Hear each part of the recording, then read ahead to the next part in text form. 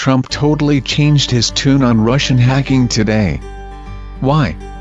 That's according to Secretary of State Rex Tillerson, who was in the meeting.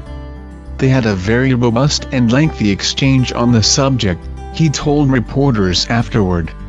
The president pressed President Putin on more than one occasion regarding Russian involvement. President Putin denied such involvement as I think he has in the past. Bringing up Russia's role in the election is an interesting strategy by Trump, particularly given that White House officials had signaled in the run-up to Friday's meeting with Putin that the president might not raise the issue of election interference. It's particularly odd given that less than 36 hours before Trump, according to Tillerson, pressed Putin on the meddling in the 2016 election, he was decidedly skeptical about the idea that Russia was fully to blame. I think it very well could be Russia, but I think it could very well have been other countries, Trump said Thursday at a press conference with Polish President Andrzej Duda. I think a lot of people interfere. Trump added, I think it was Russia, but I think it was probably other people and/or countries. I see nothing wrong with that statement. Nobody really knows. Nobody really knows for sure. That's a very different tone from the one Tillerson describes Trump taking in his sit-down with Putin Friday. On Thursday in Poland, Trump refused to even commit to the idea that Russia definitely led the meddling into the 2016 election, despite the fact that the CIA, FBI and Office of the Director of National Intelligence have all reached the conclusion. By Friday, Trump was pushing Putin face-to-face about how Russian interference was a hindrance to moving beyond past poor relations between the two countries. There was also considerable confusion between the two sides about how Trump handled Putin's denial of Russian involvement.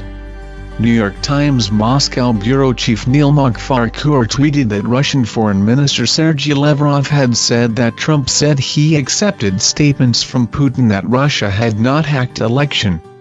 Lavrov's take was rapidly contradicted by a senior administration official, who told CNN that Trump did not accept President Putin's claim of non-interference in the election.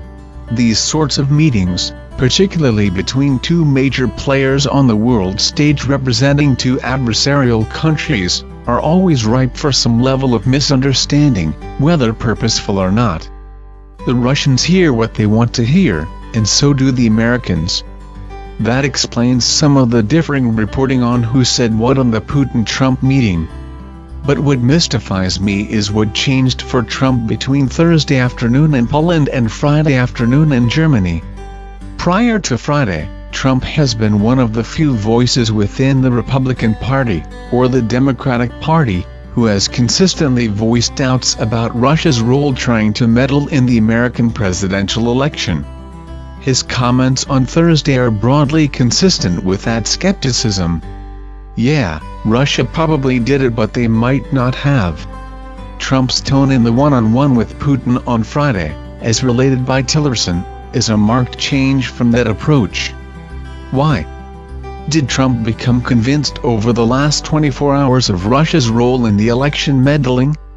Is Tillerson exaggerating Trump's comments to Putin? Is this part of some sort of broader strategy aimed at keeping Russia on its heels when it comes to what to expect from Trump?